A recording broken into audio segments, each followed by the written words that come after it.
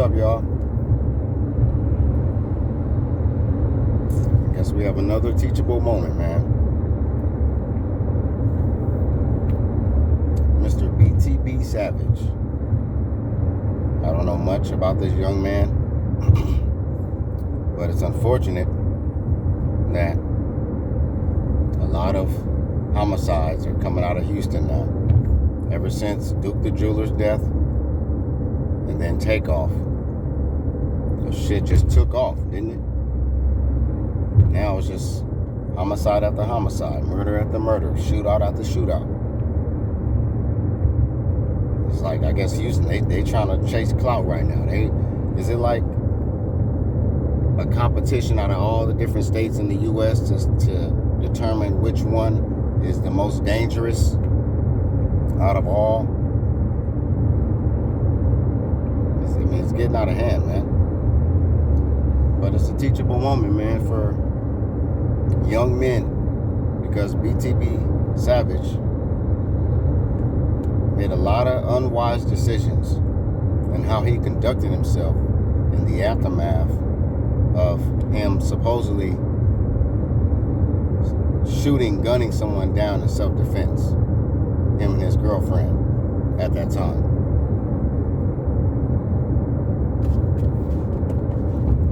And the biggest mistake he made was talking about it, going public. Like, I almost feel like as if he didn't even start getting famous and getting noticed until, you know, he killed the young man that was in his house trying to get a feature or whatever, you know. But he was cleared of any charges, so I guess the police or whoever determined that, oh, the dude really did try to rob him, and him and his girl had to do what they had to do to protect themselves. Plus, he had his child in there. So maybe that was a good argument. So even if him or his girlfriend did react out of just being paranoid, thinking they was going to rob him, you know, because it's almost in a way, now you're kidnapping the man, because you can't open your door to someone that's coming to see you. And then, you know, you say, oh, he sent his other people to the car. They had to go to the car real quick, and they was getting ready to come back, and they locked the door. If someone is a visitor, they're going to get paranoid anyway if you lock the door behind them, if they only supposed to be in there for a short period of time. Who knows? But for them to pull out a gun and kill him, you know, my question is, so what happened with the guys that was in the car? Did they try to get back in there? Did they just flee after old boy got killed? That story, it's a blur in the aftermath of that. Maybe I didn't look deeper into that, because, you know, I don't really know much about it. I'm just going off what information was revealed that I heard of and saw. But it's just strange how the friends, family, whoever who was connected to the young man that BTB Savage and his girlfriend shot, where did they go? Did they just flee the scene right after BTB Savage got shot? And then on top of that, answer me this. If this young man went back to that apartment and took a picture over the blood, the same spot where he killed the young man in his old apartment, my question is this. How is it that he still has access to that apartment? If there was a homicide committed in that apartment and he's not living there anymore, it's either two things. Either that apartment is vacant and it's off limits, or they cleaned it up, boarded it up and everything, and, you know, got the apartment back up to standard, and somebody else is supposed to be living in there now, renting that apartment. So how in the hell did BTB Savage get a chance to go back to the apartment where he killed a young man, and the blood is still in the apartment? The blood is still splattered on the wall, and a pool of blood is on the ground where he gunned down the young man in his apartment, his old apartment, and his bullet holes. And then what's very suspect about the bullet holes is it's a whole lot of bullet holes. Like, it looked like it was a straight out shootout up in there. But if they only shot the man, a couple of times, 1 or 2 times, then, you know, yeah, maybe I'm missing something. But off that picture, that's very suspect. How you got that many bullet holes in that apartment when the only people that shot down this young man I thought it was mainly the girlfriend. Because I think it's probably be considered a crime if the girlfriend shoots out of self-defense, but then the BTB Savage all of a sudden just letting off a shitload of shots like bop, bop, bop, bop, bop, bop, bop, bop, bop, bop, after the girlfriend already gunned the dude down. That's just overkill. That's homicide now. That's beyond second-degree murder. If that. Come on now. So I don't know. It's a lot of fishy, weird stuff behind this BTB Savage story. But I know one thing. He was not moving smart. You can't be chasing clout off you killing a man. Killing a man don't make you a man. Let that be a reminder to you clowns out there. Some of y'all that always got guns in y'all hand and y'all putting guns in the front of the camera and all that stuff. That don't make you tough, having a gun.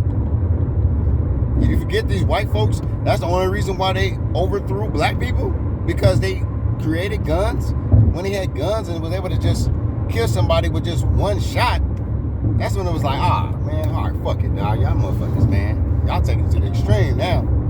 Y'all don't even want to be on a fair. Y'all don't want to play fair now. Y'all just want to just go ahead and just start slaughtering motherfuckers just so y'all can just take what y'all didn't earn. But you knuckleheads out here want to take what y'all do not earn. You want to use a weapon of mass destruction to take out a man because you're probably scared of him, because you're cowardly, you're fearful, you are fearful for your life and your safety, when you're probably overreacting and being paranoid, or you're probably not man enough to just put your hands together, throw them hands, knuckle up. These little youngsters don't want to fight no more. All y'all want to do is shoot guns and then act tough and put the gun right here to your neck, right by your head. You're taking pictures and shit and doing videos like you really that nigga. Y'all niggas gotta be the most retarded generation I have ever seen. But you know what? It's not y'all's fault. It's because y'all got some trifling mothers and you have some absentee fathers. Whether they're dead, in jail, or just don't want to be there. Or maybe just the mom is just doing everything she can to keep you away from your dad and make you hate your dad. So you grow up with resentment and hate and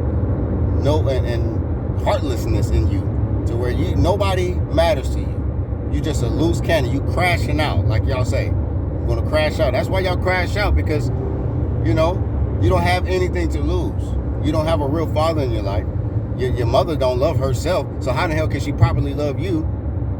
She's steady going in the clubs and messing with different dudes, still having babies. So now you got a bunch of, siblings, brothers, sisters, half brothers, half sisters,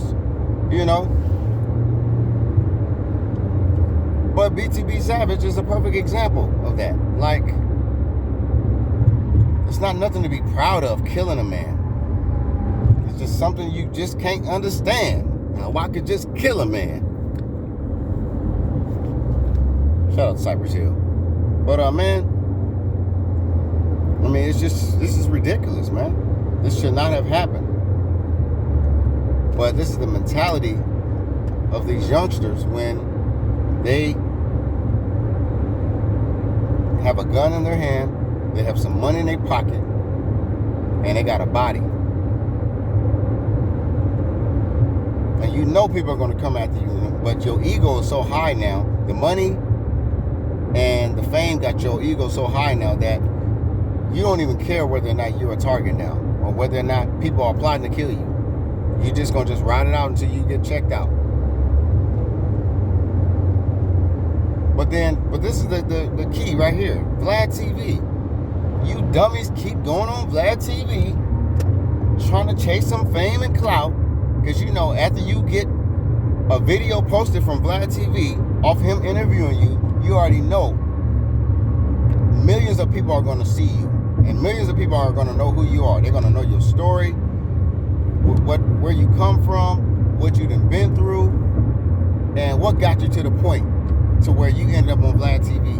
But you don't even know that's a play. You're setting yourself up for your demise later on down the line. Almost every other rapper that is on Vlad TV that have done an interview, they either locked up now or incarcerated.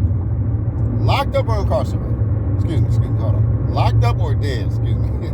Locked up or deceased.